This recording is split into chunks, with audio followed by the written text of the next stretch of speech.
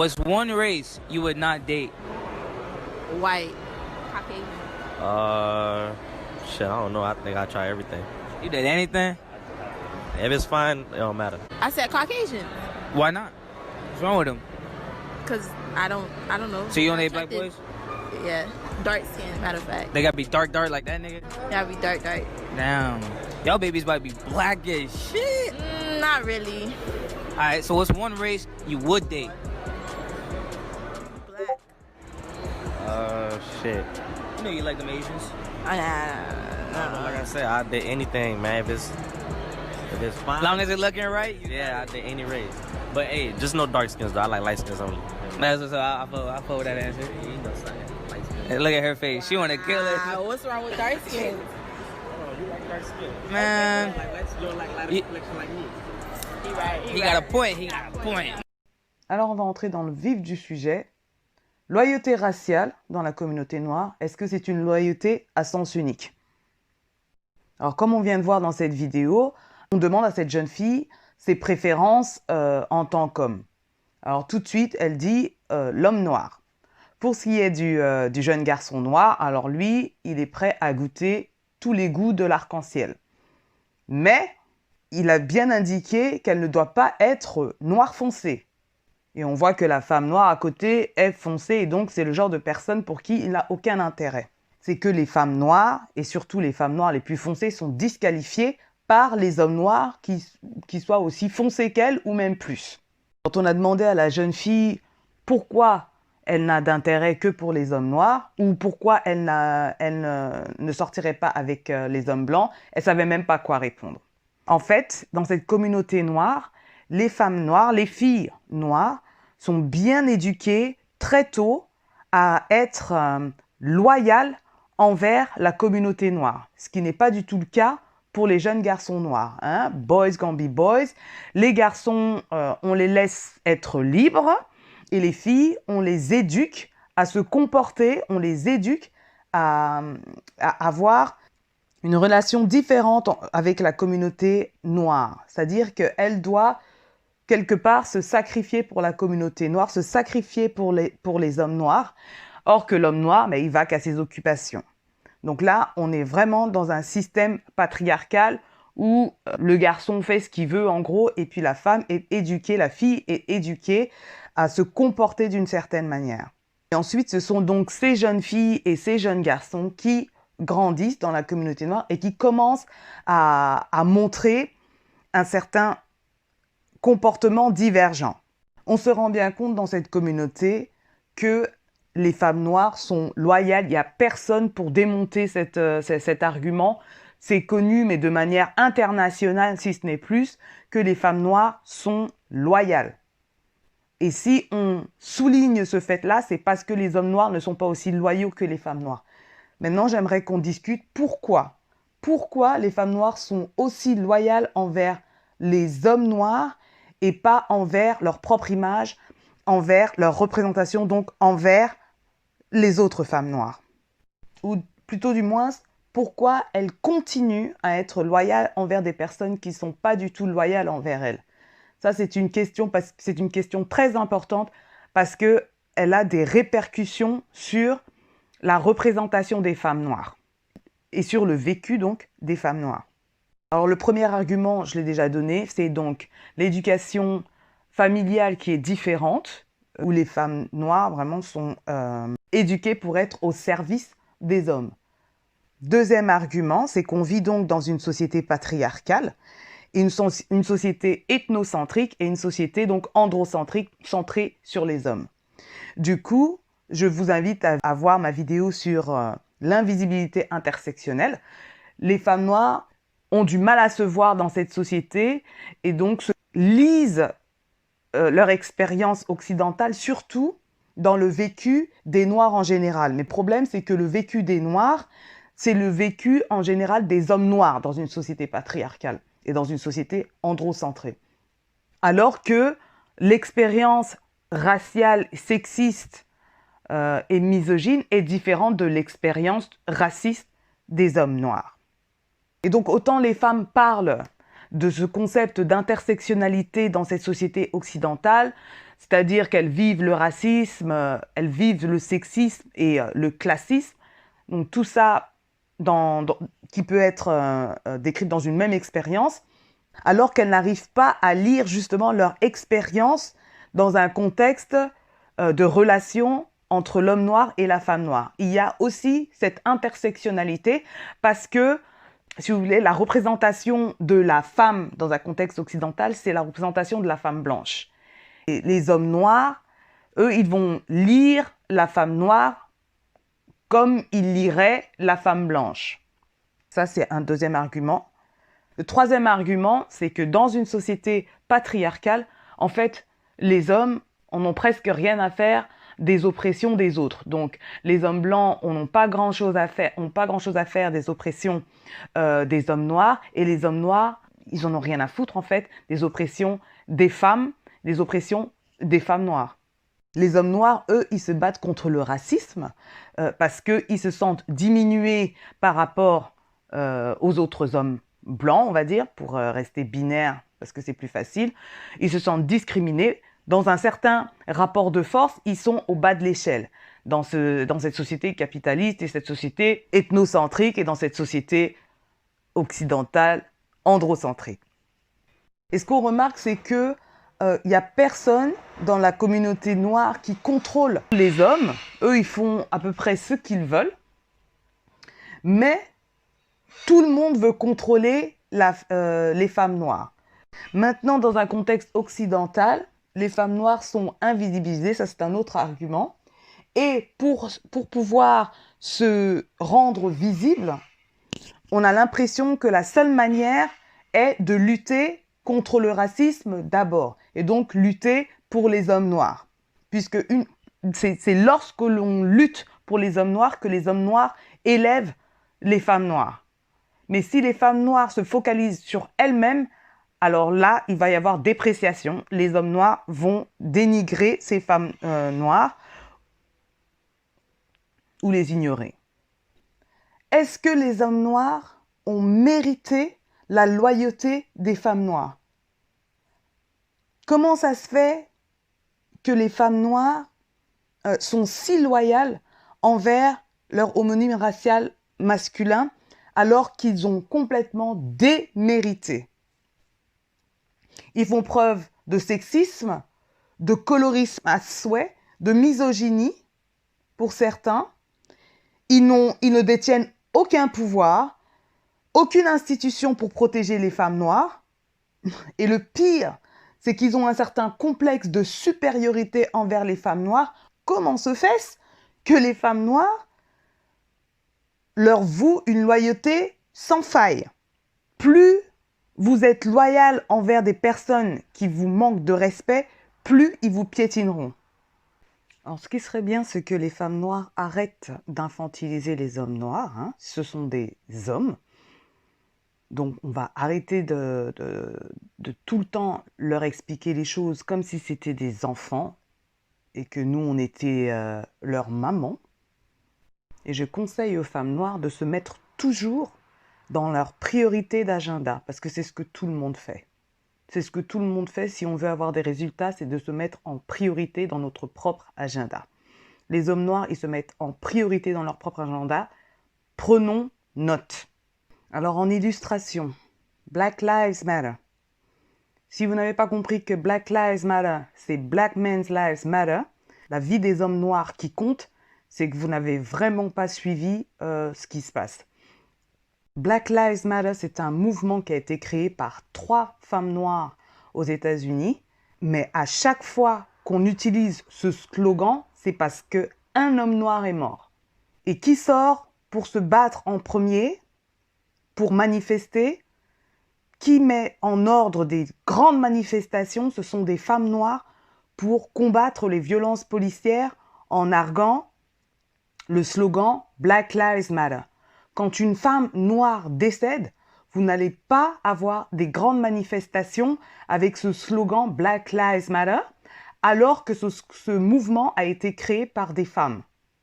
C'est parce que les femmes noires ne représentent pas la communauté noire. Ce sont les hommes noirs qui représentent la communauté noire.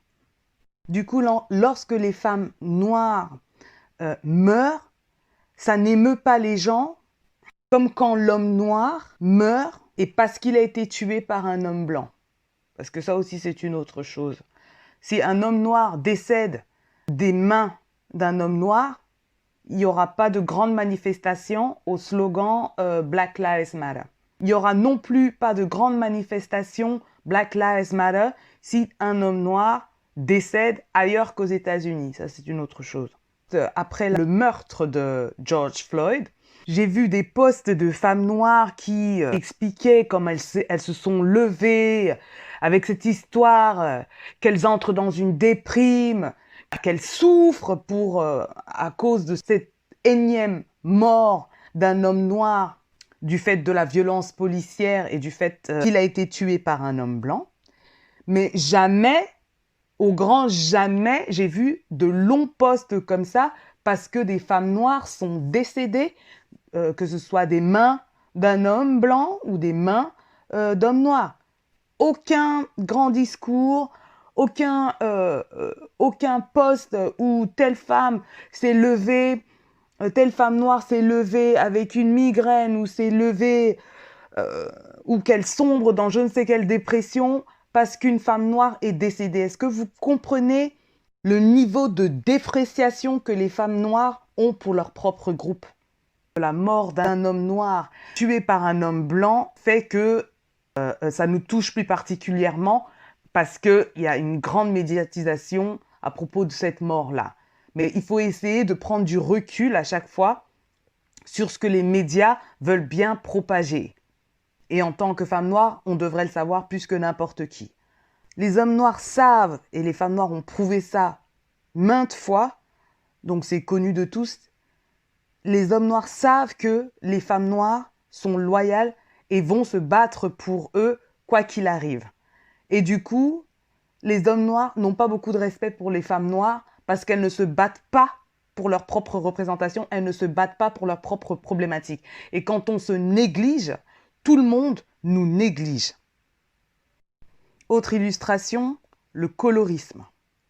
Ce sont surtout les femmes qui essaient d'expliquer les origines du colorisme et le colorisme surtout par rapport au fait que les hommes noirs choisissent des femmes en règle générale plus claires, ou en tout cas les femmes plus claires sont plus appréciées, coûtent plus cher, on va dire. Et donc, il y a plus d'intérêt pour un homme noir à vouloir conquérir quelque chose, parce que c'est un homme, à vouloir conquérir quelque chose qui a plus de valeur que de conquérir une chose qui est acquise d'avance. Et en règle générale, qui se bat en tout cas, quelle est la représentation de la femme noire qui se bat pour l'homme noir, quoi qu'il se passe? Là, c'est une femme noire sans ambiguïté, elle est souvent foncée de peau. Du coup, c'est c'est la femme noire la plus jetable, c'est la femme noire la plus dédiée à la cause des hommes noirs, c'est celle qui est derrière, celle qui sera toujours là. Elle n'a pas de valeur dans ce contexte de colorisme. Et pourtant, c'est elle qui souffre le plus de colorisme, donc de racisme intragroupe dans cette communauté noire. Donc l'homme noir foncé, c'est le prototype de l'homme noir. Donc lui, il ne vit pas le colorisme comme une femme noire.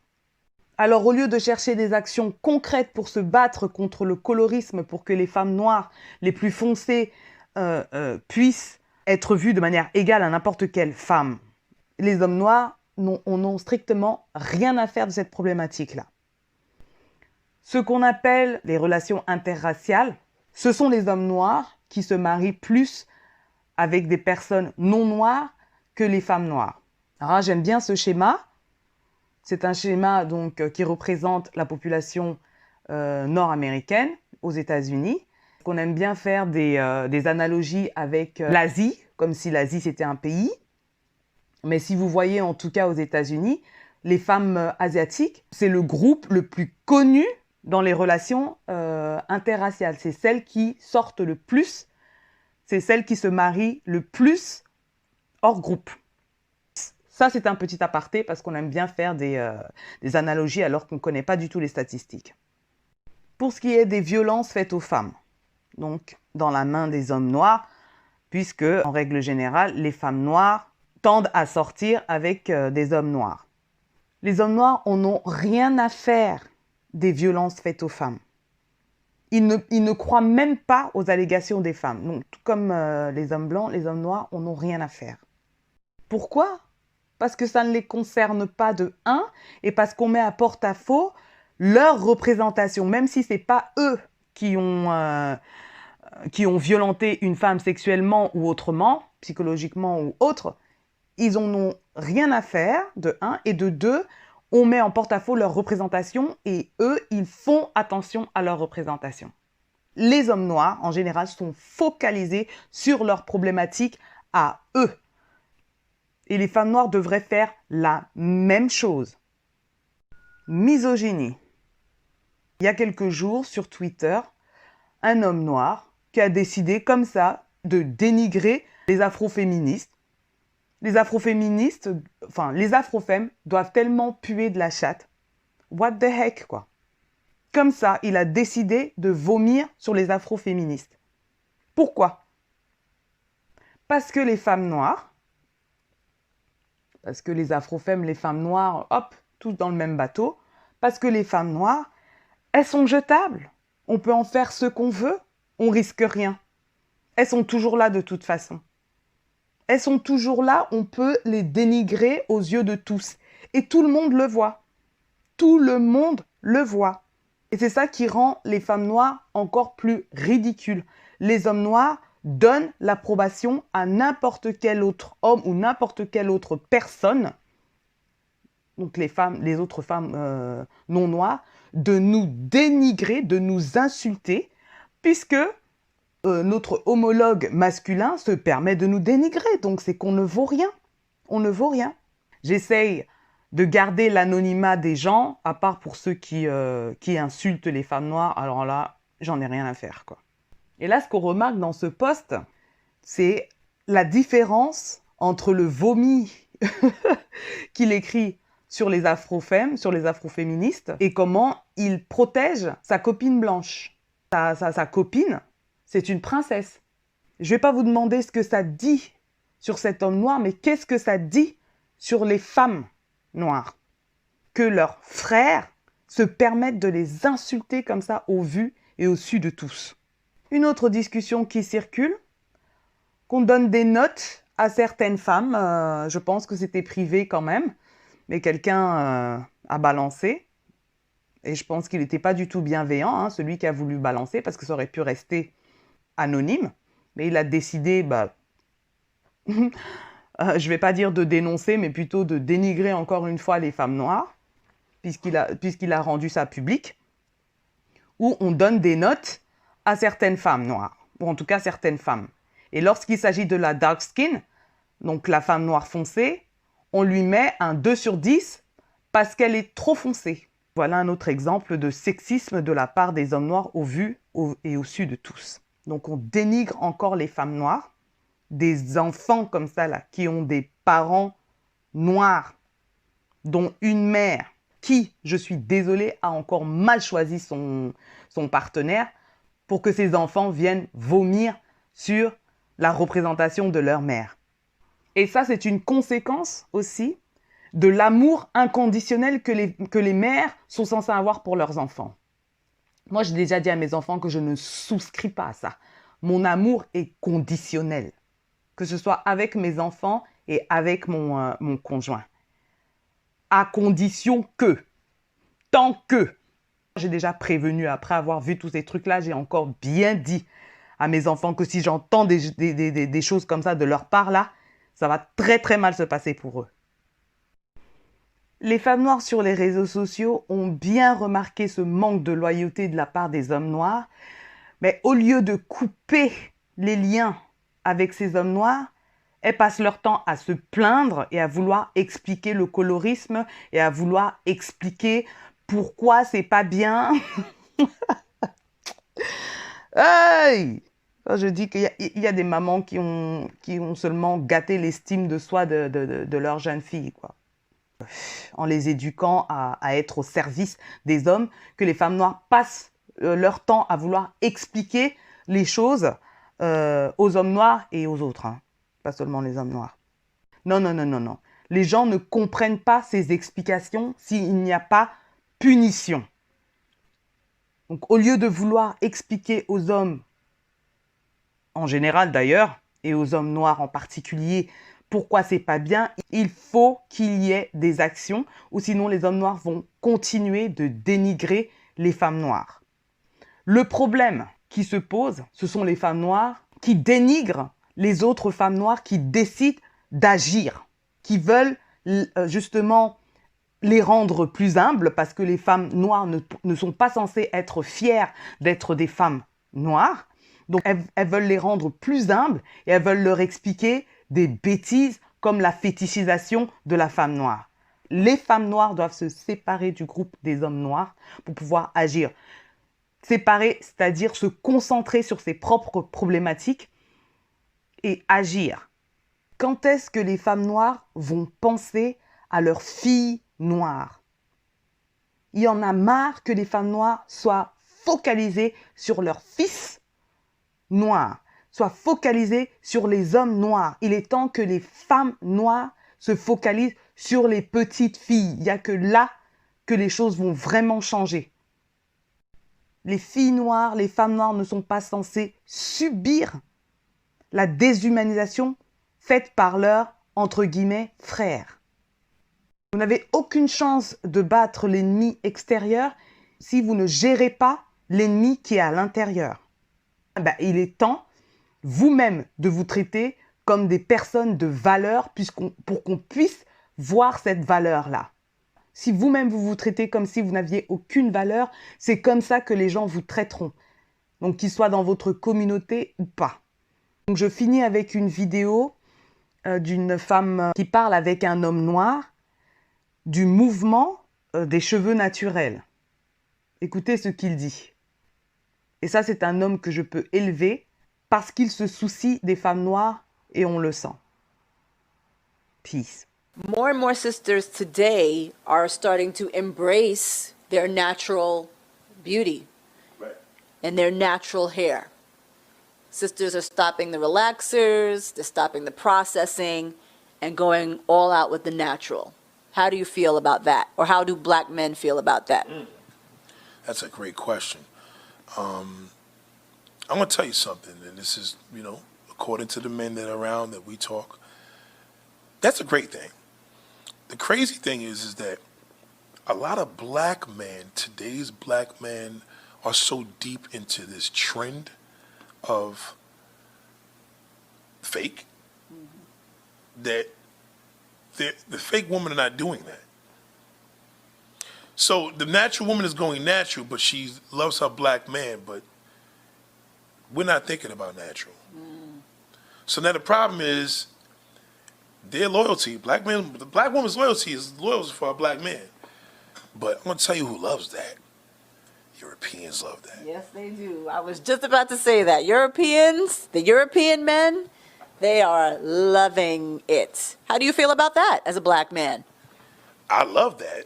I mean, I would, if my sisters, my siblings have dated a European man right now, I would be all for it. Okay. Because I feel that black men right now are living we're kind of in a dream world. And we're far. We're gone. Like 50 Cent really believes that he can get any type of woman because of his looks, when the reality is just the trend of what's available to him. Yeah. Because he wouldn't do that. He couldn't do that on a regular day.